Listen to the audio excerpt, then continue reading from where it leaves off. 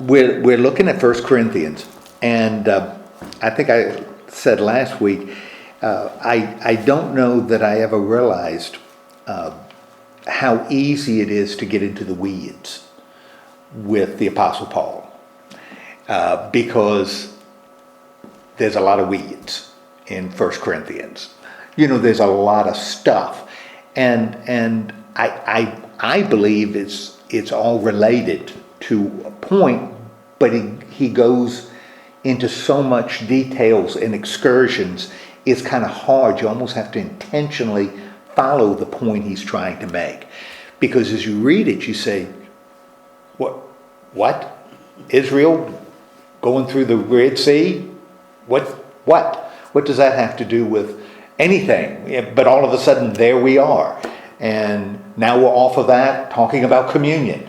The blood, what? I think they're all related. I think there's a logical flow, but it's a little challenging, I think. Just keep in mind, we want to always file in the back of our mind that he's dictating this. This is something he's dictating. He's not writing it. And I know when I write, I can write and go back and change it. In fact, I do that when I'm working on a sermon.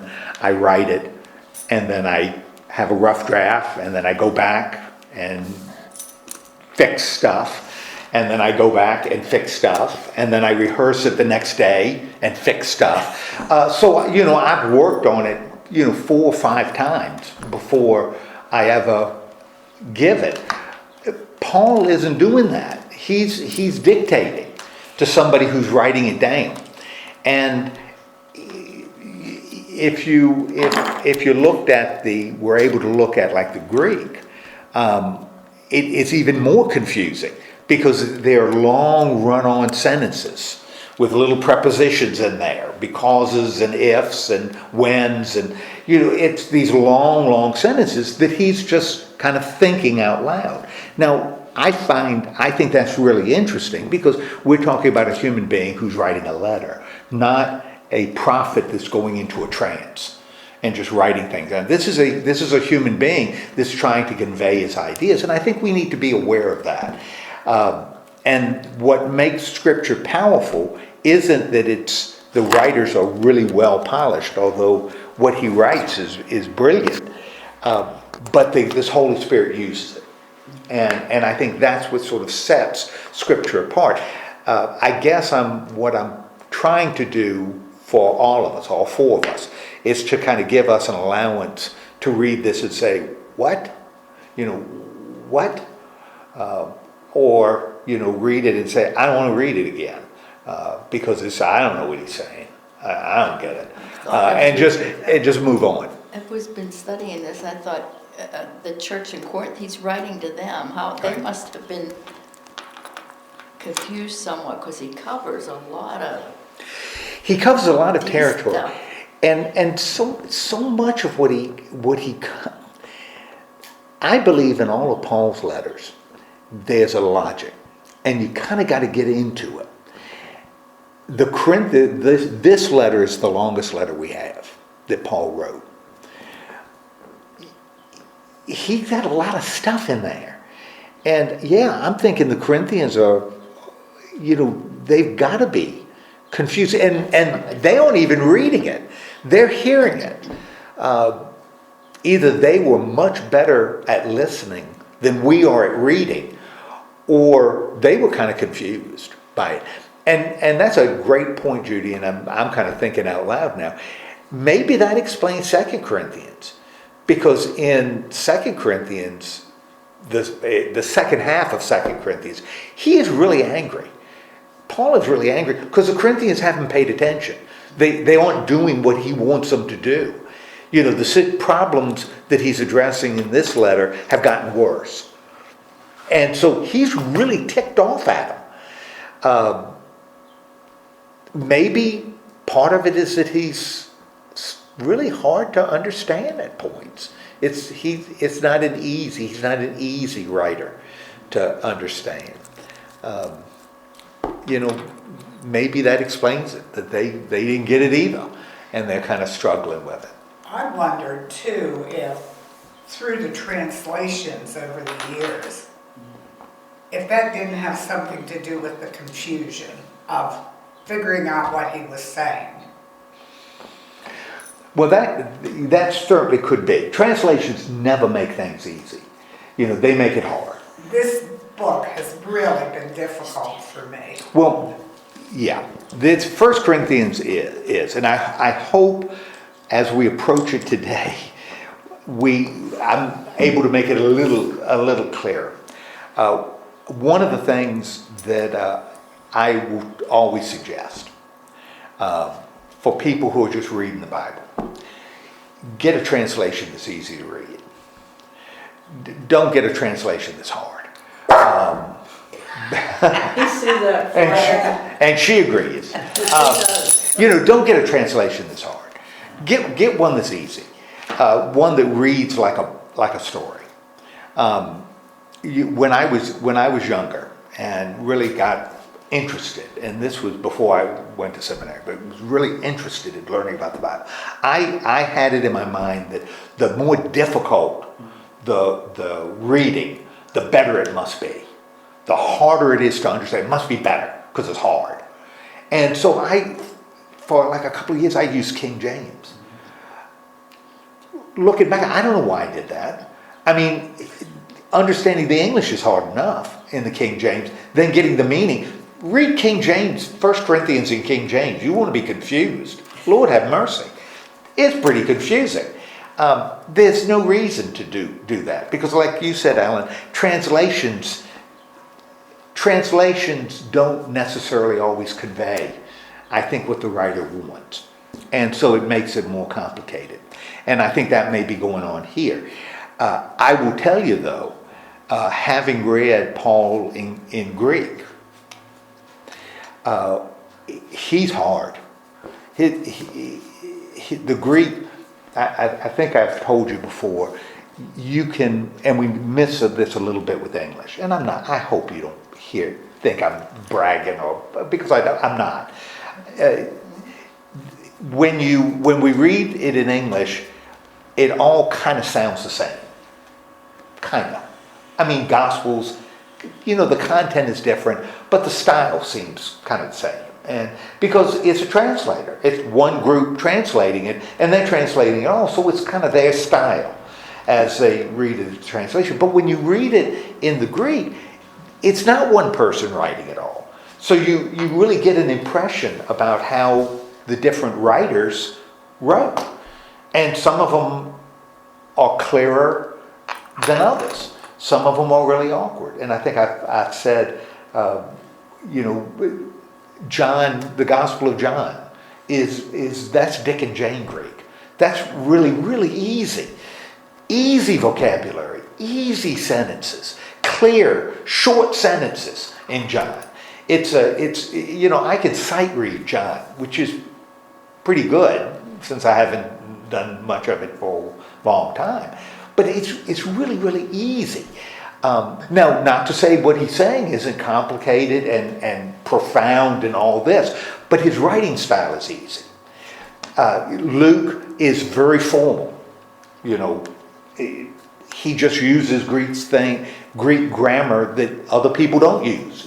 It's a very formal style. Again, what he writes is profound, but his style is very formal. He uses word forms that you don't see anywhere else in the New Testament, but he uses them. Now, a translator doesn't pick that up. Mark is a mess. Grammatically, his is awful. I mean, his word choice is terrible. It's just grammatically bad. Awkward, really awkward. Like Greek is clearly a second language, that he is really struggling with it. Now, of the four Gospels, I think his is the most profound. As you look at the structure, I mean, it's an incredible structure. Yet his Greek is very awkward. Paul is really awkward for different reasons. Mark is just, his grammar's poor. His word choice is odd. He uses a lot of words when he doesn't have to. But Paul is just plain hard. If you read it in Greek, sometimes his sentences go on and on and on. You know, we look at a passage there and you see the for, because I said one of the things you look at Paul is the word for, because he uses it a lot, gar a lot. You know, between fours, and you may have in the English 3 or 4 verses. Well, in Paul, that's all one sentence that the translator has decided to break into 3 sentences because one sentence is really awkward. But that's not how it is in Greek. Paul is when, because, in, by, you know, all these prepositions strung together. And you're reading and you think, geez Louise, is he ever getting to a point? Is he ever coming in for a landing? So his style is challenging, just because it's kind of an awkward style. But again, he's a human being and he's dictating it. And it's what God is doing with these words more than how the words are conveyed, you know. And I think that's what's exciting. But if you're reading, get a translation that's easy to read. You know, it's not worth the struggle. It just isn't, because it's the meaning that's important anyway.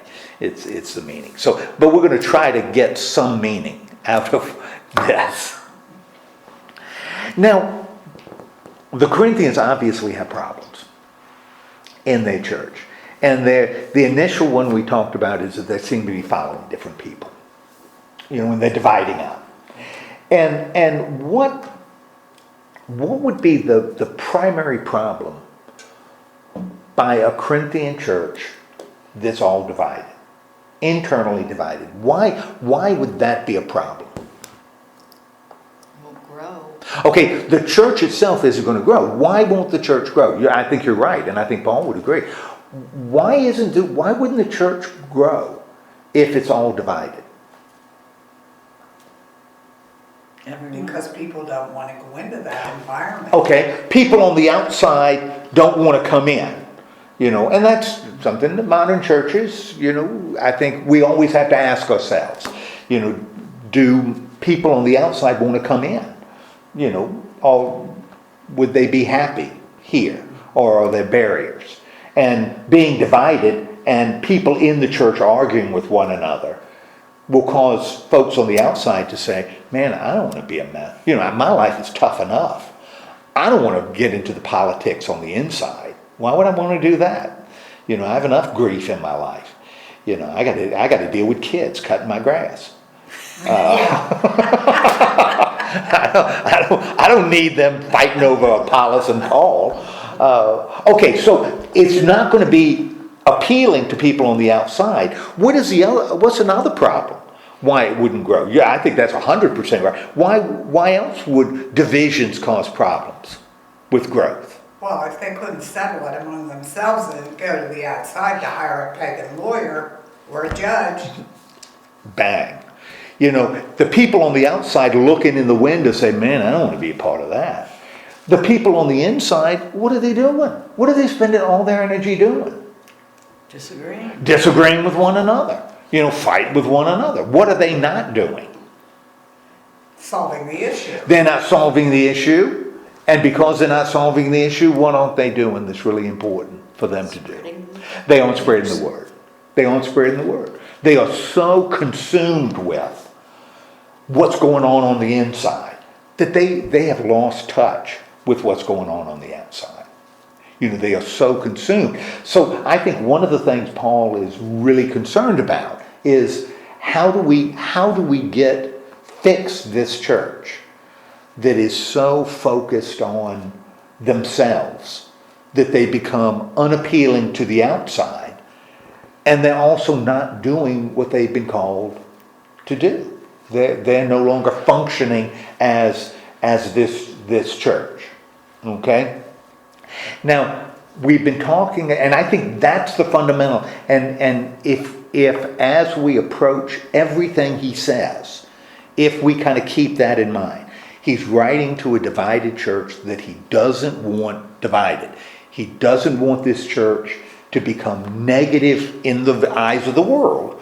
And I mean negative for all the wrong reasons, not negative because they're standing up for the truth. Negative because guys are shacking up with their stepmothers And, Christians are so mad at each other, they're suing one another in court. They've got a bad reputation in the eyes of the Christian church. Doesn't want to have a bad reputation in the eyes of the world. I read an article this morning that said one of the issues the church faces is that the church has, by polls, is acquiring a very negative impression with Generation Z, which are the younger ones.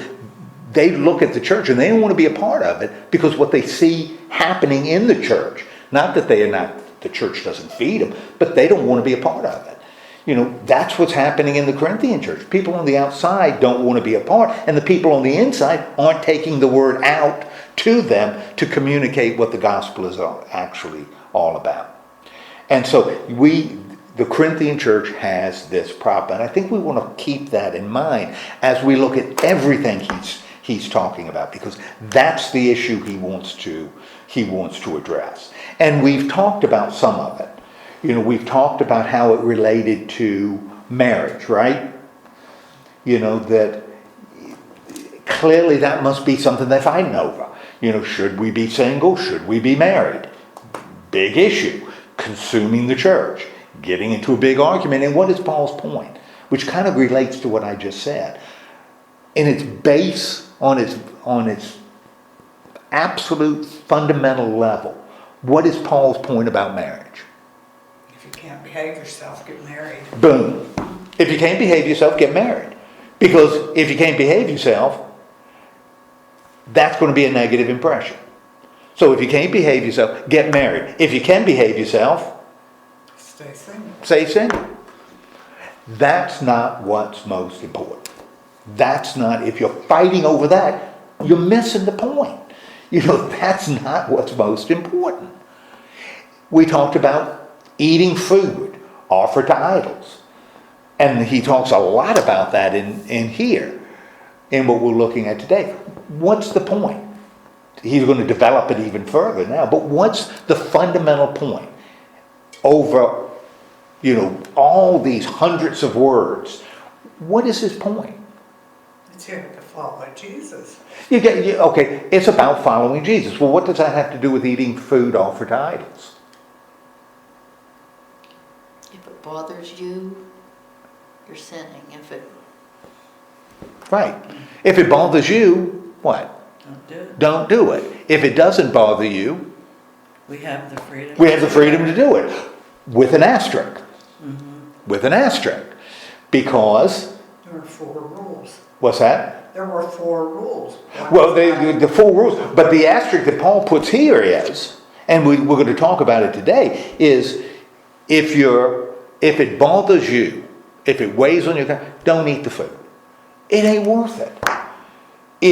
But you're set free, it's just food. So if it doesn't bother you, go ahead and eat it. But if it really bothers Judy because of her background and you believe it's free, you don't chow down in front of Judy. Or try to entice, come on, it won't hurt you. Come on. It's just a piece of meat. Don't worry about it. Because the goal isn't what shouldn't be important in this whole discussion. What really shouldn't be important? Your faith in Jesus. Well, that should be, right? That should be important. What shouldn't be? That's important, right? And what that faith leads you to do. What shouldn't be important? This food is fine. The food is, of all the issues, the food is the least important. Is that food tainted? That's not nearly as important as your faith in Jesus. Whether the people looking in the window say, boy, this is a place I'd like to be a part of. This community I'd like to be a part of. Versus, I don't need that kind of trouble in my life. And are you taking the good news, which is ridiculous to the world, the cross, are you taking that good news into the world? Are you doing that? That's what's most important. The stupid meat isn't that important. Only in that it may affect you by faith. But maybe that's weakness. Maybe you need to grow past that. But the important thing is what you're doing, how you're living. How are you presenting the gospel in the world? How are you existing as a temple, as a place where people can see the presence of God, can encounter God? That's what's important. And that's what the Corinthians are missing, because they are so busy fighting over fill in the blank. That's fill in the blank. That's what they're fighting over. And as when I pull back and think, and I'm now 39 years in the church, looking back on my 39 years, geez Louise, most of the churches I've served, all the churches at different points that I've served, so much focuses on the inside. It's so much is going on. How we're doing this, how we get along, what are we doing in here? That we lose touch with what? A world that needs to hear the good news. That becomes secondary. What's important is meat offered to idols, hymns that are being sung on Sunday morning. That's what becomes important. Not how do we communicate the gospel in the world. And I think that's what Paul is trying to get at. But he's using a lot of words to get there, which drive me crazy. Okay, so with that in mind, let's kind of start looking at what he says in chapter 9, 24, beginning in 24, and through chapter 10. Now, remember, he has just been talking about the business of meat offered to the whole thing about, that you need to, marriage and the meat offered to idols, and that we are called to do more than just focus on that. And in verse 24, what does he talk about? In like 24 through 27, what's he talking about there? A race. Okay, he's using an analogy, right? He's telling, creating an example, right? And it's about a race. And what does he say about a race? Racers are disciplined, and we have to be disciplined. What's interesting is he talks about, he's really focused on the runner, right? That's where he's focused on running, because he then uses himself as an example. Okay, so it's like being a runner in a race, right? And as a runner in a race, now given everything he said about marriage and about meat and about suing one another and living with your stepmother, what is it about a runner that's important? What do runners have to do in order to win? Strict training? Okay, they have to train themselves. So if you're running a race, you have to discipline yourself, right? Okay? And how does he use himself as an example? So a good runner, to win a race, has to have discipline, has to be trained, right? And how does he use himself as an example?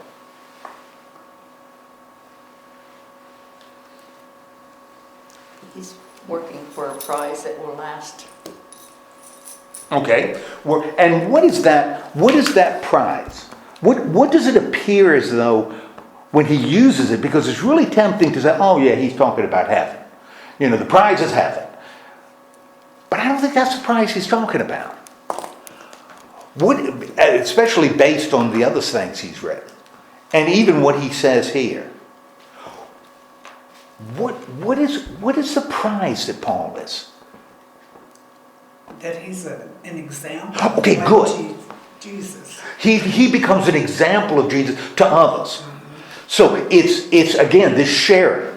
So the prize is his ability to show the people out there and in the church what it means to believe in Jesus Christ. So it's not the prize I'm going to win and I'm going to get what I want, but rather for him it's doing what he's been. That's right, what he's been called and equipped to do. And to do that, what does he have to do? Practice. He has to practice. He has to, so he has to practice, absolutely. What else does he have to do? Discipline. Has to discipline himself, and disciplining yourself means what? If I'm in training, Don't do what you want. there are certain things I can't do, right? You know. Now, in light of what he's already said about eating meat offered to idols, and Barb, you mentioned this, that we are free, right? We have freedom.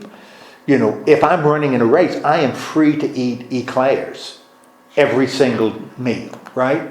I am free to eat eclairs, but what's the problem? They're not good for They're not good for me, and if my goal is to win a prize, then Can't do it. I'm going to lose the prize. So I may have to, even though I can eat them, even though I can do these things, I need to discipline myself. I got to need to turn away in order to win the prize, right? So it's something I've got to do. Now all of a sudden, some of the other things he said make a little more sense. You know, this eating meat off, even though I'm free to do it for the sake of the gospel, because remember he's already said, when I'm with Jews, I'm a Jew. When I'm with the Gentile, I'm a Gentile. And why am I a Jew with the Jews? To win the Jews. Why am I a Gentile with the Gentiles? To win the Gentiles. You know, that's what I'm doing because my focus is on winning them. You know, that's my focus. So I'm willing, and that's part of this. So I'm willing to give up some of the things that I'm free to do. I'm willing to enslave my body to win. You know, I'm willing to restrain myself in order to do what I've been called to do. So gives this example. So since this is who we are, to do the work we've been called to do, we may need to We may be changed, but change in a disciplined way. You know, to become more disciplined, as I may have to deny some things inside. Say something is wrong, but I may not be able to eat eclairs. I may not be able to use my freedom as completely as God allows me to in order to do the job I'm being called to do. Now he shifts immediately after using this example of running a race to what? And I'll tell you, when you just read that, I'm thinking, when I read it, I'm thinking, what? What does he immediately do after using this little thing about running the race? A boxer, he compares it. Well, he also talks about a boxer, which is different than running a race, but it's still sort of an athletic image. You know, so when I'm a boxer, you know, I don't just punch the air. You know, that's not training. You know, I got to hit somebody. So we got this athletic thing. And as soon as he does this, so I have got to be disciplined. I have got to prepare myself to take the gospel out into the world. Now the context is still this eating meat, food offered to idols. That's still the context. Then what's the example? Because then he immediately goes to another example, which may not appear to be an example, but I think is. He starts giving them history.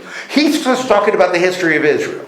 And you think, my goodness gracious, well, he must have written this at night, went to sleep, woke up in the morning and said, oh, by the way, let's talk about the history of Israel. Because it doesn't seem to relate to what he just said. But I think it does.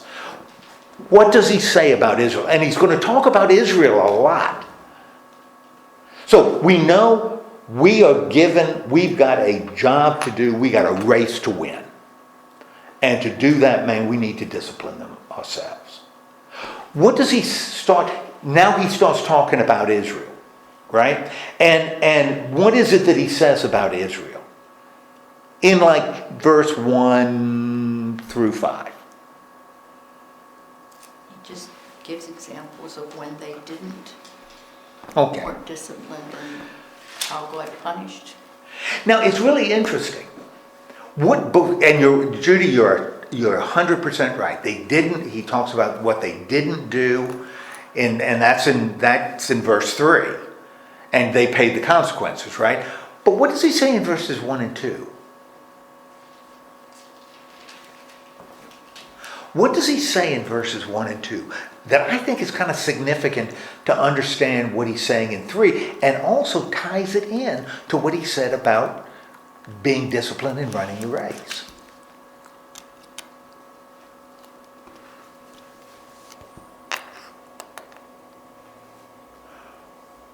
What is he saying in 1 and 2? He's reminding them of what happened. Okay, he's reminding them of what happened, right? Like you said, it's a little history of Israel. What happened?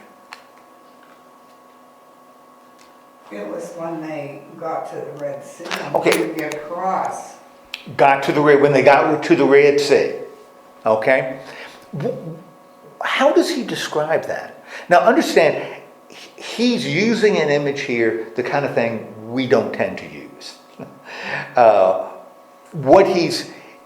It's called an allegory. He's connecting baptism with them going through the Red Sea, which is something ancient people still do that, but we don't do it very much. But it comes up a lot with ancient people. That's kind of the Revelation deal. All these images, and you look at it and say, how does this relate to that? Well, it really doesn't if you look at it just as with common sense, but if you look at it symbolically, and that's kind of what he's saying.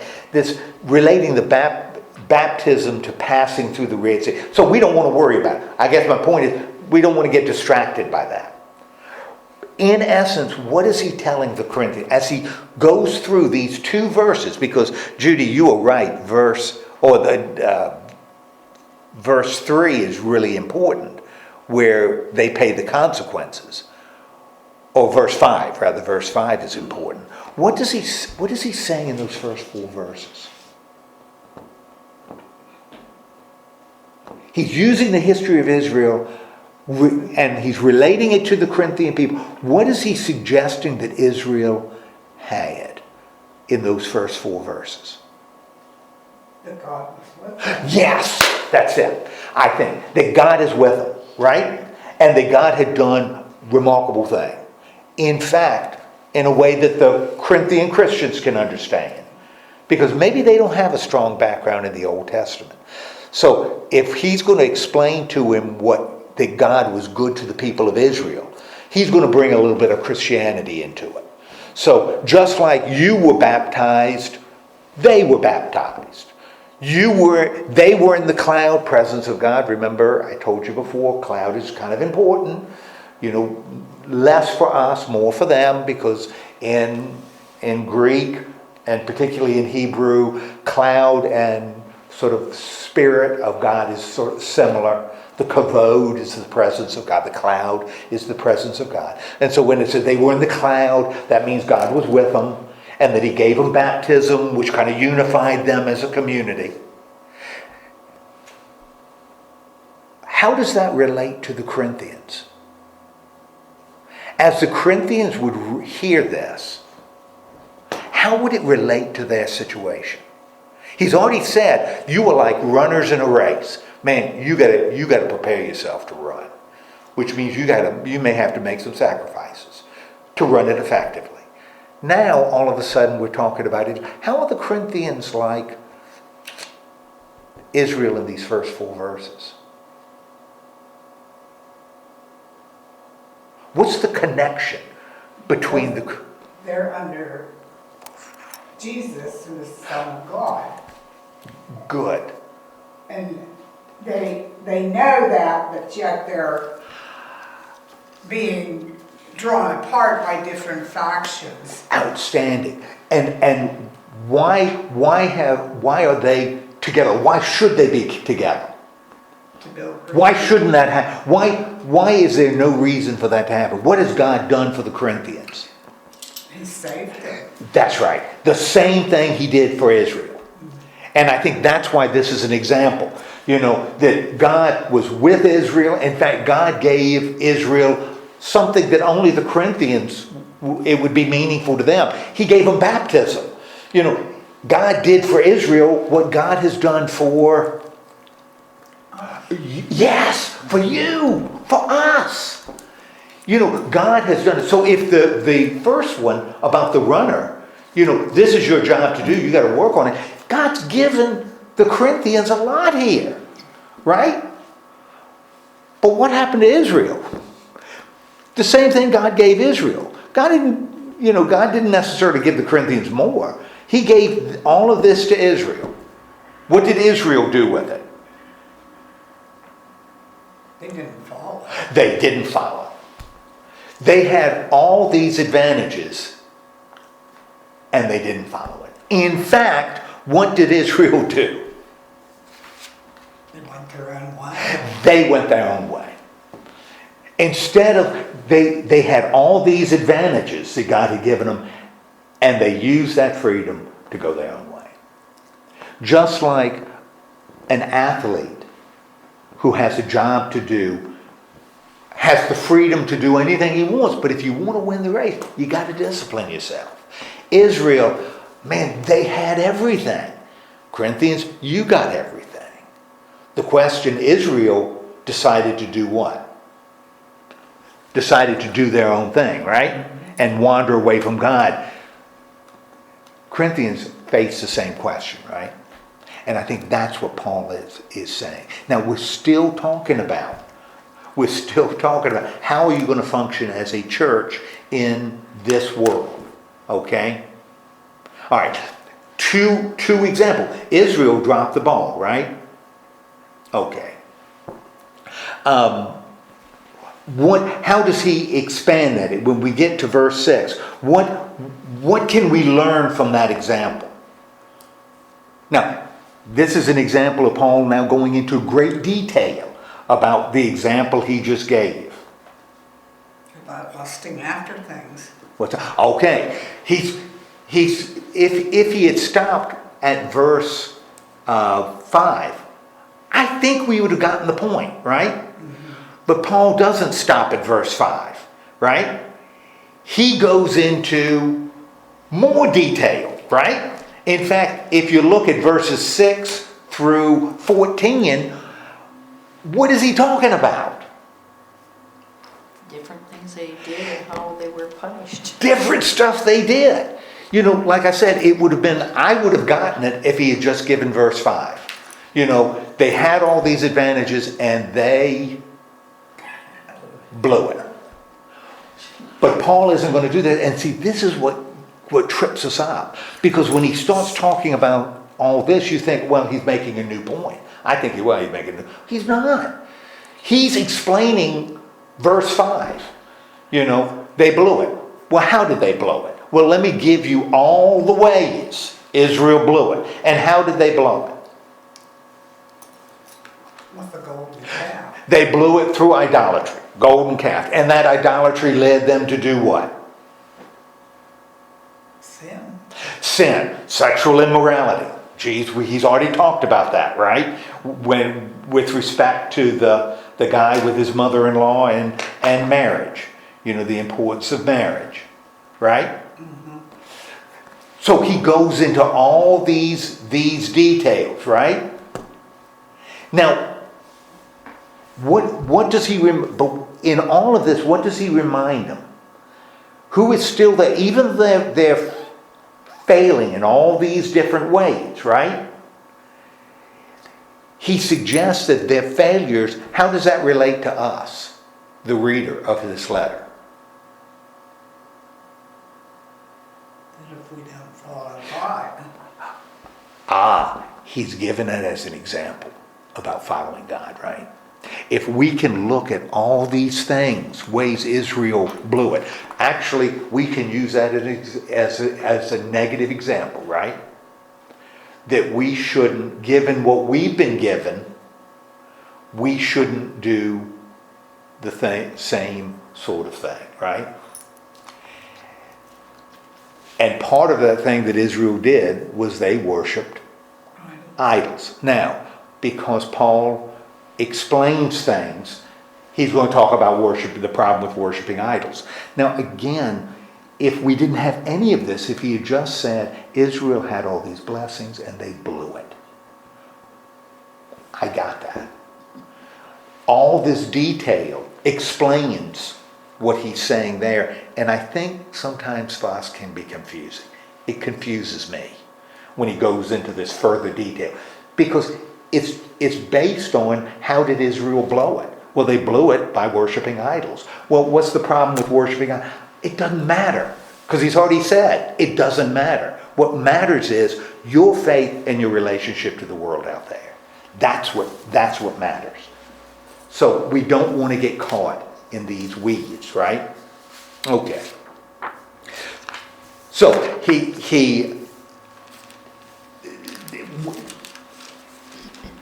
Israel blew it. Worshipped idols, we shouldn't do it. Runner runs, has to be disciplined, right? To win the prize. If you've got all these blessings from God, don't blow it by misusing your freedom, right? Don't blow it. Now he then goes into worshiping idols, right? Because in verse 15, that's what he starts talking about. Only he doesn't, it's going to be related to, what does he begin talking about in verse 15?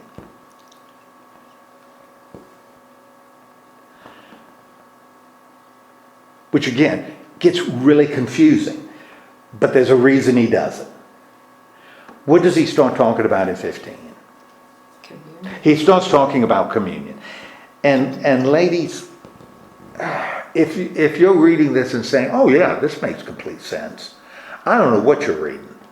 You're not reading this. Because as I read it, it doesn't make sense. Why it looks like he's just jumping all around. But he really isn't. What is his point when he talks about communion? What is the point he's making with communion?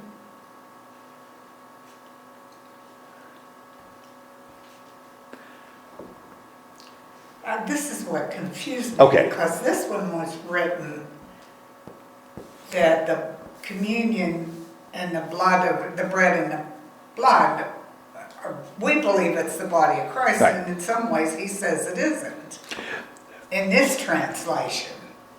And that's what confused me. Well, I'm not sure why because what he's doing is he's asking a question, in like verse 16. Yeah. The cup of blessings that we bless, is it not a sharing of the blood of Christ? Question mark. The bread we break, is it not the sharing in the body of Christ?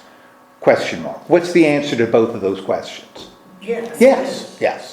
Yeah. Now, your translation doesn't have questions there? Yeah, it does, but see, that threw me off. Okay, good, that's good, but that's a great question, because what he's doing is he's kind of trying to bring them into it.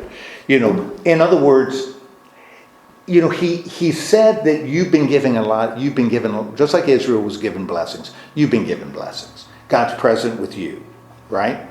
God is there with you, like the cloud. And you've been baptized, just like Israel was baptized when they went through the Red Sea. And now you have this ability to participate in the body and blood of Christ through communion. So these are two questions that are almost like rhetorical questions. Because when you hear it, you say, the immediate answer is, yes. Isn't the cup the blood of Christ? Yeah. Isn't the bread the body of Christ? Yes. Yeah. And so we are communing with God in a special way through the sacrament. Okay? Which is sort of the same thing God did with Israel. That God was present with Israel. Right? But he's just talked about that Israel was sucked into idolatry. So what does he say? How does he relate this idea of body, this communion, to idolatry?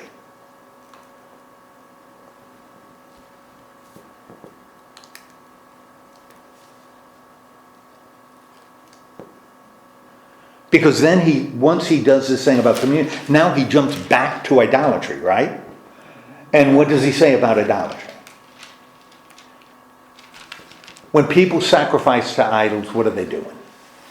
Bypassing God. They're bypassing God. Preached on it on Sunday. When you sacrifice to an idol, you're bypassing God. And now he's already said about eating food offered to idols. You can do that because the gods don't exist. But if I am sacrificing, I'm not eating the food offered to, but I am sacrificing to idols. What am I doing? If I am the one performing that sacrifice or participating in the sacrifice, what am I doing? Leaving God out. Yeah, I'm leaving God out. If I'm the one sacrificing, I'm leaving God out. He even says it's like you're sacrificing to demons. Because you're looking away from God. Now, this isn't eating the food. This is doing the sacrifice. So if I'm doing the sacrifice, should Christians be doing the sacrificing to God? Is this something that Christians should do? Sacrifice to idols? No. Why shouldn't Christians sacrifice to idols?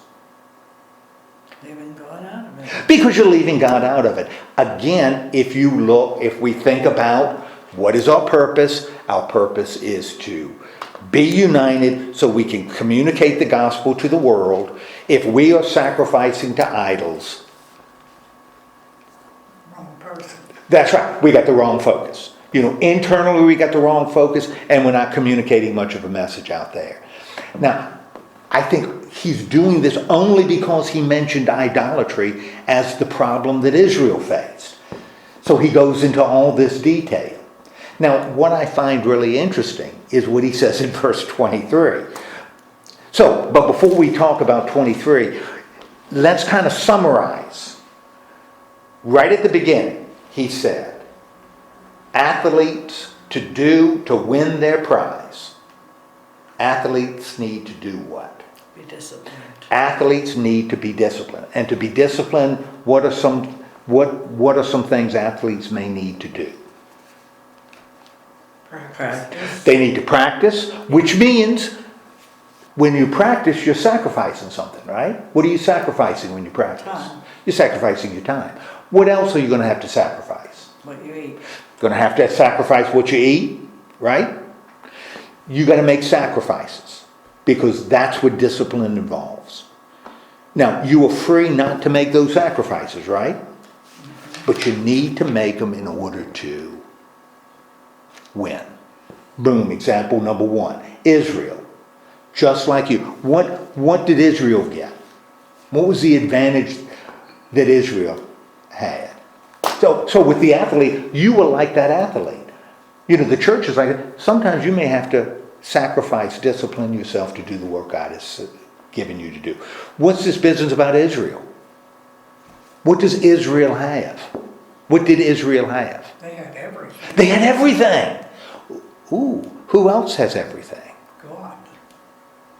Yeah? Who else? The Caribbean. The Corinthians do. Israel had presence of God. Corinthians had presence of God. Israel had baptism. Corinthians had baptism. Israel has God's presence. Corinthians do too. Corinthians and Israel, they have the same thing. But what did the Israelites do with it? Ignored it. They ignored it. They blew it. And how did they blow it? Worshiping idols. They started worshiping idols. And that led to all kinds of other problems, because when you sacrifice to an idol, Barb, what are you doing when you sacrifice to an idol? You're leaving God out. You're leaving God out. So we got these 2 examples that he's offering the Corinthians, reminding them of who they are and reminding them of what they have. You are an athlete with a job to do. You are people who have everything you need from God. Everything you need from God. Now remember, this is going to still be related to this freedom business, right? Mm-hmm. In verse 23, and I love 23 because it's almost like, and I'll tell you something, I think this probably is what happened. Paul realized that he was deep in the weeds as he was talking about communion and he talking about sacrificing to idols. Because in 23, what does Paul do? Everything is allowed, but it's not good. Yes, it's almost like he said, like he realized, man, I am way off track. I have gotten way off track. I got to bring it back. And that's bringing it back. Because isn't that the point he made earlier? The issue isn't with freedom.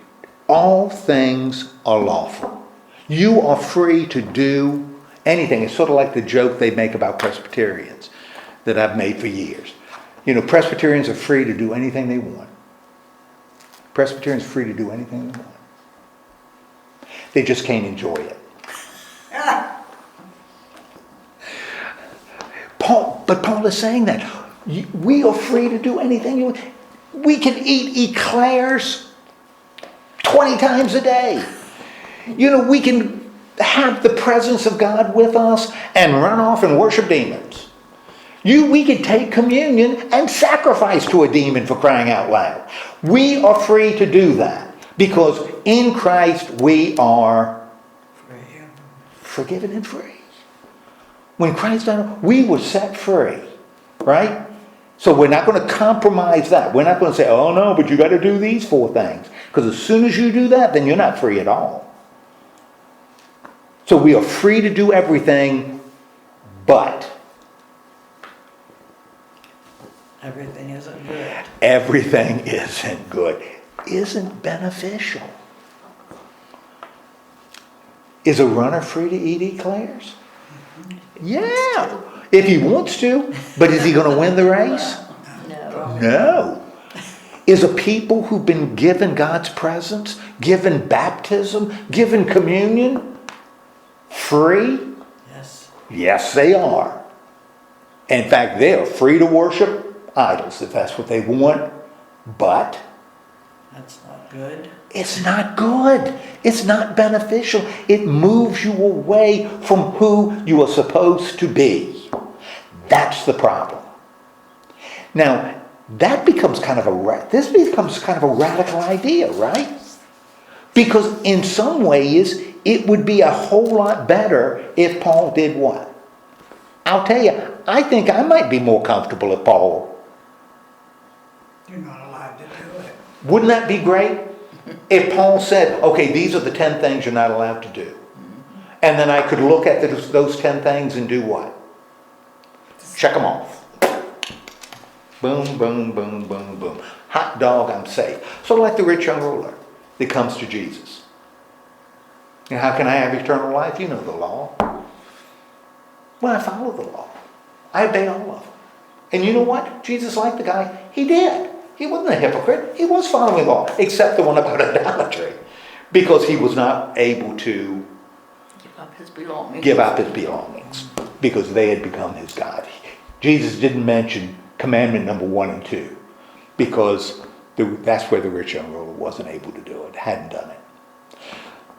But it would be great if Paul gave us that list. But he doesn't do it. Instead, he says, not all beneficial. Which means what? When he says you can do everything, but not everything is beneficial. What is that saying to the Corinthians? What is that saying to us?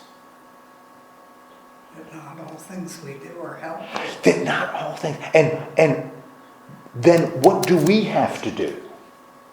Change. We may have to change. At the very least, we got to look at ourselves, right?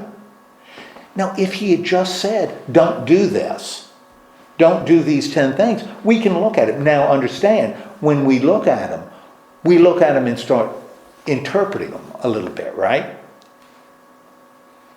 Because, you shouldn't kill. I got to interpret. I got to figure out what that means. Does it mean in all situations? Maybe. But maybe not. So I have to start working with those things. Paul says, you're free. You're not bound by this. But you got to look at yourself. And you got to look at the situation.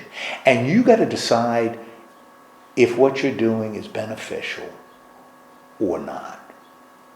And how, so that's what you got to do. And that, sisters, is hard. That's really hard. Because now I got to look at myself. And I got to decide, is what I'm doing or want to do helpful to others? Is it bringing me closer to God? And is, maybe more importantly, is it bringing him, this guy on the outside, closer to God? That becomes the question. Not whether I'm following the rules, but am I doing the work? And where does Paul suggest, if we're going to ask ourselves, start considering what is beneficial or what is not? How do we start figuring out what is truly beneficial? We're not talking about freedom anymore. Freedom we got. Now we're talking about benefit. Where do we begin to focus to determine whether something is beneficial or not? Does it benefit others rather than harm them? Does it benefit others versus ourselves? I mean, that's the first thing he said, doesn't he, in 24? Are you seeking your advantage or them? Where's your priority? That's how you determine what's beneficial. Is it something you're doing that helps you, or is it something you're doing to help them? And how does that relate to the runner? The runner may have to sacrifice some of the things he really likes and wants in order to win the race. How does that relate to Israel? Same thing. That they may have to sacrifice, and one of the wonderful idols are really appealing. Idols are great. Because there's something you can see. I mean, if you want to know if God is present, if you got an idol, you know, right? That's easy. You don't have to question it. There it is. The trouble is, it shifts you away from the one who is present with you all the time. Because now the idol becomes something that has power in and of itself. All of a sudden, it's not the God who is with you right now. It's the God who's with you when you're in front of the idol. You see? Or God is more present. When I was in my church in Montana, they had a policy that we changed. And I give usually positive examples of things I've done. I did a lot of things that weren't good. I mean, I made a lot of mistakes. 40 years, I made a lot of mistakes. Every now and then I hit them. They had a policy in the church that if you were, and this shows how much the world has changed in 40 years, and it's changed a little. If a couple was living together, they couldn't get married in the sanctuary. They could get married in the church, but they couldn't get married in the sanctuary. They could get married in the fellowship hall. And I'll tell you, that really bothered me. At the time, not as much that about, well, two things. One, couples living together. I'm pro-marriage. I don't want to throw impediments in front of couples that want to make that commitment in the sight of God, even then. But what bothered me, and this is what I presented to the session when we changed it, and I remember doing it. That suggests that God is more present in the sanctuary than he is in the fellowship hall. That God is more present in one place than another. And as Christians, is God more present in a sanctuary than in a home? Isn't God present everywhere? And what are we communicating when we say God is more present here than there? What are we communicating to the world? What are we saying about ourselves? And I said, that's what bothers me. We had the same thing in the same church about the big picture of Jesus. when somebody said, move it though so people get quiet when they're in front of this picture of Jesus, because it'll be a reminder that God is there. Well, isn't God there anyway? Shouldn't we be moving to that point rather than, suggesting that God is more present in some places or in some things than others? The reformers thought so, and that's why they were really sensitive about idolatry, particularly Calvin. And the Westminster Confession is a lot on idolatry. But we're free to do that, but it's not beneficial. We're not helping ourselves, because Israel paid heavy. And we're certainly not conveying the word to anybody else. So, using the example of meat offered to idols, which is what started it all in chapter 8, what is the practical advice he gives? If the bottom line is, you got to decide what is beneficial. How does he explain it? How does he apply it to meat offered to idols? And I think this is kind of cool, how he applied it.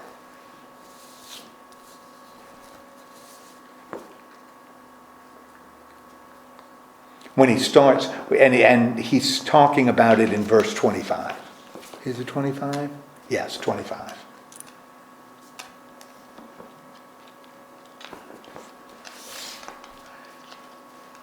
To eat whatever you want. You're free to eat whatever you want. In fact, he says, just in case, when you go to Walmart and you see that pound of hamburger there, Belongs to the Lord. belongs to the Lord. Therefore, You can eat it. you can eat it. You don't even need to ask. The cashier, was that hamburger offered to idols? It belongs to the Lord. Go ahead and eat it. I wish the Lord would lower prices on it a little bit, then actually I could eat hamburger again, which we haven't done in a while, but that's neither here nor there. But, that just don't ask too many questions. It belongs to the Lord anyway. Great. We are free, right? But is that freedom absolute? You have to be. If an unbeliever invites you to dinner, unbeliever, which means if an unbeliever invites you to dinner, you have an opportunity, right? What's your opportunity? Spread the word. You can share the word of God. Now, a lot of ways you can do it, but you can share the word with that unbeliever. And if he invites you to dinner, what should you do? What would be beneficial? Yeah, Go. Well, that hamburger, it could have been offered to idols. Where did you get it? Did you check it? Did it have a stamp that said idol free? Because if it's for idols, I can't eat that. What does Paul say? What's beneficial? Eat the stupid hamburger. Eat it. Because you're free to do it anyway, and that's beneficial, right? But. And what's the but? If it harms that person, makes them not believe, don't eat it. If you're there, and remember he already talked about that in chapter 8, that there are some people, pagans, even in the church, that are old-time pagans, and grew up believing that if you eat meat offered to idols, it is possessed by the gods. And if that's what they're still in the back of their mind, that's still an area where they're sensitive, then what should you do? Not eat it. Not eat it. Now, we are never going to be in a situation where we're going to have to choose whether or not to eat meat offered to idols. Never. But what would be comparable things? What would be things comparable to that? Oh, and by the way, why would you not? If there's a person who, because of conscience, and Paul has already called that weak, so he's not calling them the strong ones, but they're the weak ones because they don't realize the freedom they have. So their faith hasn't fully grown. They're a little weak in their faith. Weakness can be strengthened, so it's not necessarily a criticism. Why would you refrain from doing that? It's going to hurt them, right? That could drive them away. It could drive them away, right? We're not going to eat meat offered to idols. Well, that's not entirely. I don't know how much you shop at Aldi's. But as long as you don't shop at Aldi's, you probably will never run into meat offered to idols. Thank you, Judy. That's a little joke. That was a little joke. I don't think Aldi's sells meat offered to idols. Now, and I wish I hadn't done that because I've lost my train of thought. What are issues like that for us? If we're not going to face this situation, what are situations that we do face? Now, what makes it hard, me asking that question, is those situations are really important to us. And they're really hard for us to identify.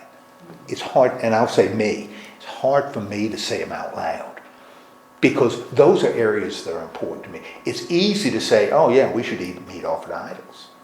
That's easy. Because I'm never going to be in that situation. Or I really don't care. But those areas where I do care, that's something entirely different. For me. Because my conscience, in a lot of areas, is a little bit weak. You know, my conscience isn't as strong as it should be. There are things that I don't believe I'm free to do. Because I have a weak I may have a weak conscience. You know, therefore I can't do it. What would be some things that might be comparable in the modern world? The thing I think of is when I was in high school, every Friday, it was fish or tomato soup Okay. because of the Catholic kids in the school. Same for me. And I thought that was very unfair, that they were cared for more than Protestant students. Mm-hmm. That was an issue. That became sort of an issue. Mm-hmm. Yeah, a bigger issue for me was when they served liver. That was a big issue. I could eat the fish sticks, but it was the liver days that were Yeah, you eat it were or hard. else you go hungry. Yeah, that was. And even though they had rolls with cheese in it. Remember my elementary school, those cooks had rolls. It was homemade. Everything they did was homemade. They had homemade rolls with cheese, a little bit of cheddar cheese in them. When they had those, Lord have mercy. I remember staying after when I was the last, when we were the last, the boys put the chairs on top of the tables so that the women in the kitchen would bring out the rolls with cheese that they didn't give. Man, I'd have done it all. I'd have killed somebody for rolls with cheese. That's almost like the bread over at Joe's. Lord, I've never tasted anything as good. And we didn't even get butter. We didn't get butter. I guess because it was I don't know why we didn't get it. But those rolls, they were. Okay, so that might be something that's comparable. What else would be something that's comparable? Little bit in my background. There would have been a time when because I went to a Christian high school. A lot of reasons why I went there. Very strict school. Dancing was evil. Because dancing brought on desires. So, Footloose. what's that? What? The movie Footloose. Oh, That was my life. Dancing brought on desires. So we didn't have a prom. My high school, we had a banquet. We had junior, senior banquet, and there was no dancing. And we had to follow the 6-inch rule. Had to give room for the Holy Spirit. Had to give room for the Holy Spirit. Of course, we all followed that all the time. Oh, yeah. when I went, having gone to this school, when I went to college, I was really scared. Because I had learned that a person who drank beer was on the lowest rung of society's level, because that was alcohol. And you couldn't do it. And that showed you were lost. We didn't play cards. Because that's gambling. That's a game of chance. So these were issues that I faced on. And since then, I was free to dance. And I was free to drink a beer. And I was free to play cards. But I didn't believe it. I didn't believe it. You know, and like I said, some of the issues I think we face here, and I think we do, are ones that are important to us. And so they're hard to say out loud. I wouldn't have said that when I was in high school. I wouldn't have said alcohol. You know, that's something, I'm free to do that, but that was God's rules. That was absolute.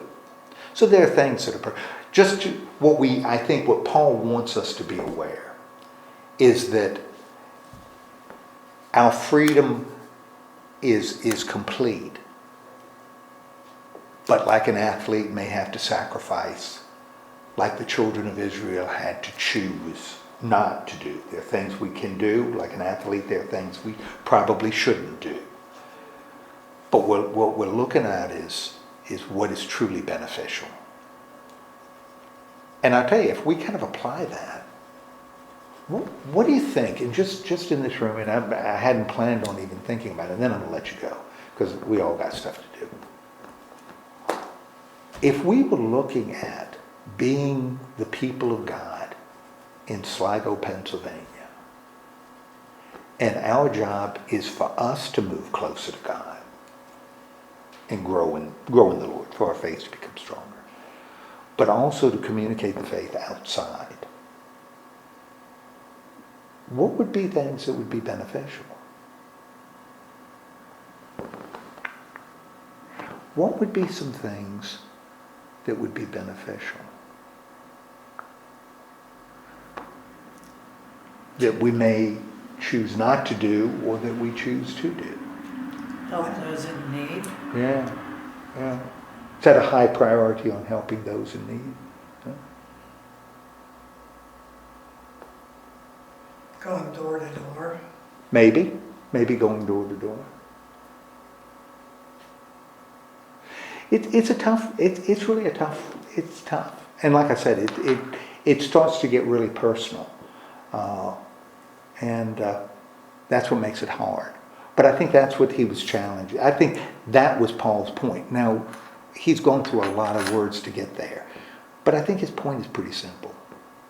I think his point, and he's going to continue it as he talks about other things, like we'll look at next week, and then when he talks about gifts of the Spirit, all of it has to do with what do we do out in the world. But I know where Paul had talked about a Christian education. How could we bring that kind of an awareness into that meeting? You know, how might this idea, we're free, but we also have to think about what's beneficial. How do we bring that into worship? You know, we're free, but is it beneficial? All of those things. It becomes really interesting. We have to live our lives. Others are looking at us. Yeah. And even though we may think it's all right, we maybe should not do it because it sets up an idea on others who aren't in the church. Right. It's really, if you think about it, it really can take your mind in all kinds of different directions, you know. Because as I look at it, is it wrong for a church to be different than others, or do we need to all be the same? I don't know, but I'm not sure. You know, I don't know. But to me, this is what Paul is challenging the Corinthians to do, and is challenging us to do. And it would be so much easier if he had just said, don't do this, don't do this, don't do this, don't do this, don't do this. Now, did this make a little more sense than it has? Today Because- was better. Yeah, because we're used to reading the Bible and taking every word at its, Face value. yeah, Right. and it has different, I don't know why it has to, Well, I remember my father, this was years and years ago. They had done a study on Galatians. And by the way, I don't think I did I think last week was better. The week before I did a terrible job. And that's just personal, of presenting what Paul said. But they were doing a study of Galatians. And he said, Ed, I'm doing a study of Galatians. We're doing a study of Galatians. This is before my father was teaching the class, which is kind of interesting. So it would have been like 30 years ago. But I was still a minister, because I've been a minister forever. He said, we're studying Galatians. I said, oh, Dad, that's great. He says, and Galatians is 6 chapters. He says, yeah, we've been studying Galatians for 3.5 years. I said, really? Yeah, 3.5 years.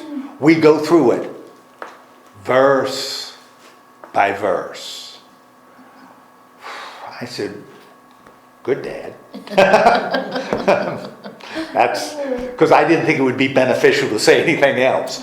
But I said, oh, that's a lot of time. He said, well, you got to spend that kind of time to get all the meaning out. Well, I think what ends up happening is you lose meaning.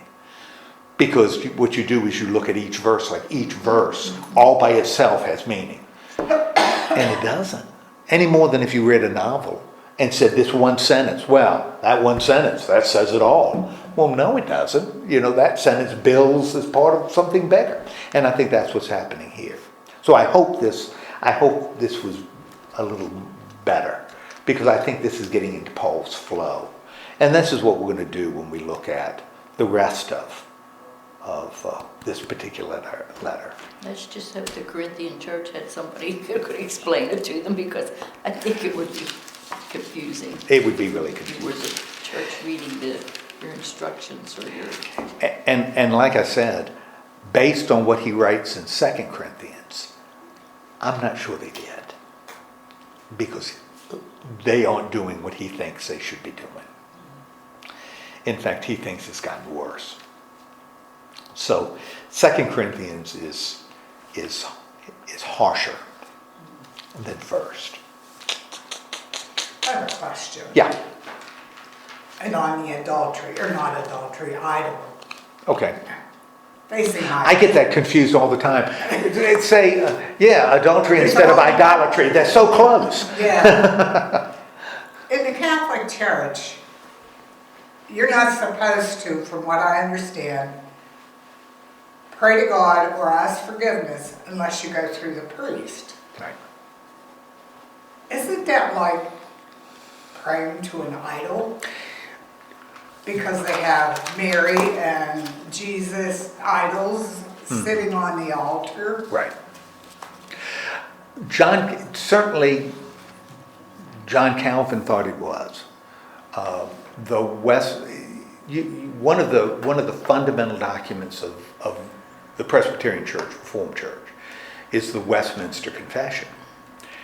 According to the Westminster Confession, which was 17th century, they'd say yes, absolutely. That would be very similar to idolatry. As they look at priests, I think they probably wouldn't say the priest was an idol, but the priest wasn't necessary, was like a distraction. It prevented you from going directly to God, that you didn't need to do that. But they would definitely say the statues. And even the stained glass, one of the things, and this is part of our theological heritage. Presbyterians, we were Reformed Christians, and part of what we did, back 300 years ago, we were the people that were taking axes and cutting up altars chopping up altars. We were the ones throwing bricks through stained glass windows.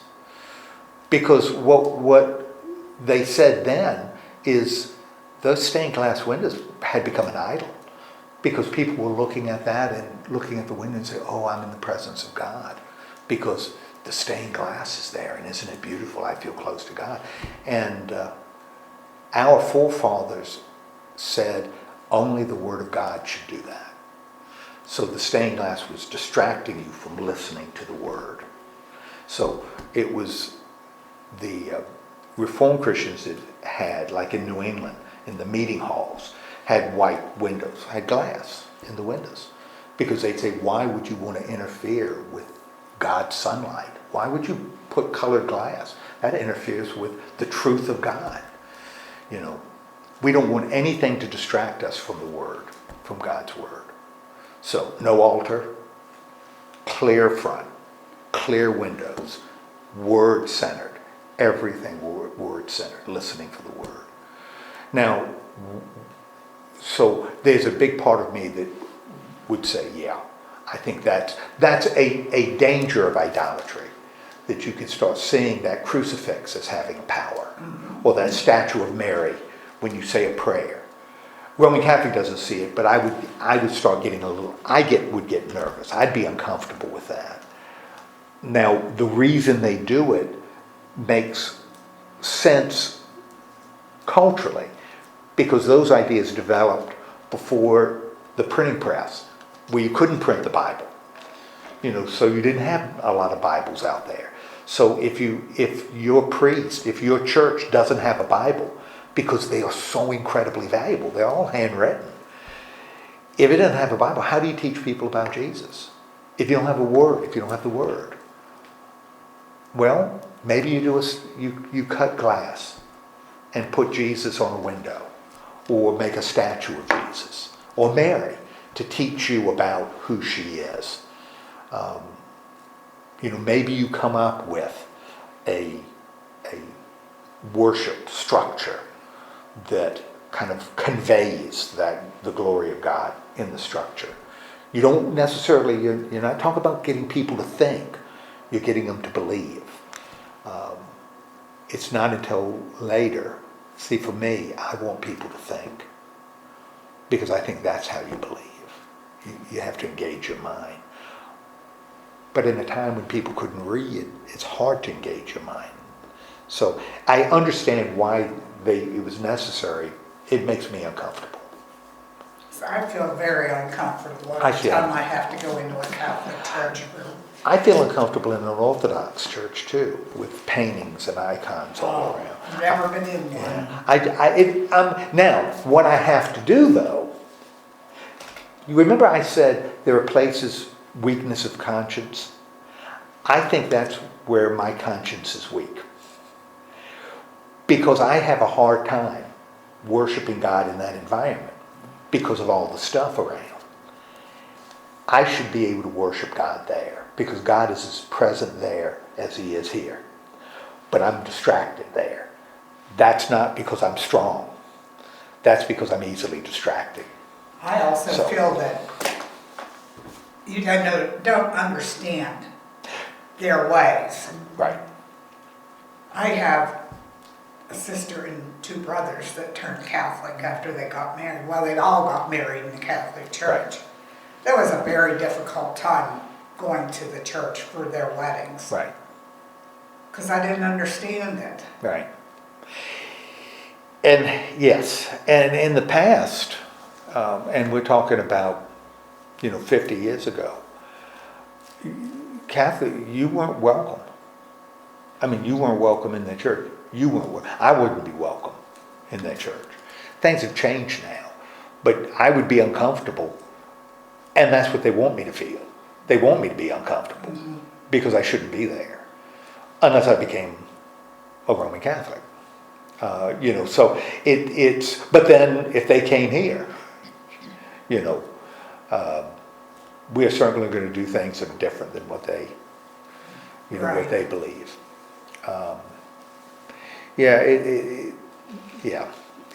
But that's a good question. I feel I'm with you. that's one thing I struggle with. To me, it becomes a distraction. It doesn't move me closer to God. It causes me to think, gee, that's a pretty statue. Or why is that there? Or what does it represent? Or what am I supposed to do with it? I start asking those questions, and none of those questions bring me closer to God. None. No. But I feel the same way when I'm in a place where people start speaking in tongues. I feel the exact same thing. It becomes for me a distraction. Again, I'm not saying it's because I'm strong. That's something it distracts me. I don't feel closer to God when I hear people just talking out loud. That makes me uncomfortable. So, and maybe that's why we need different churches. Maybe that's why having different churches is important. Because people who are fed by that need to be fed by it. And people who aren't, maybe they need a place too. I don't know. Good. Ladies, thank you so much. I really appreciate it. Any other questions? What's for next week? I'm not going to tell you. Are you serious? Chapter 11. The rest of chapter 11. That was kind of harsh. Well. Chapter 11, and then it'll get more fun with 12, 13, and 14, and 15 is Well, cool. I have to ask because Elaine should be here next week. Well, that would be great. They're planning to come back this weekend. The house seems to be done. So. Good. If it were me, I would call and say, did you do your inspection? Are you ready for me? But whatever they do is. Whatever, it's like I say to Debbie all the time. And I do. I say, whatever you choose to do is right. Whatever you choose is right. Don't agonize with it. Don't defer to my opinion. If this is something you feel passionately about, do it. And do it with confidence. Martin Luther said, if you sin, sin boldly. So, that means just, that's what she said, that's what Luther said, sin boldly. He was a Catholic to start with. You have to watch out. Yes, Luther, it's interesting. So, anyway, don't go and sin boldly. No. Remember, we're Presbyterians.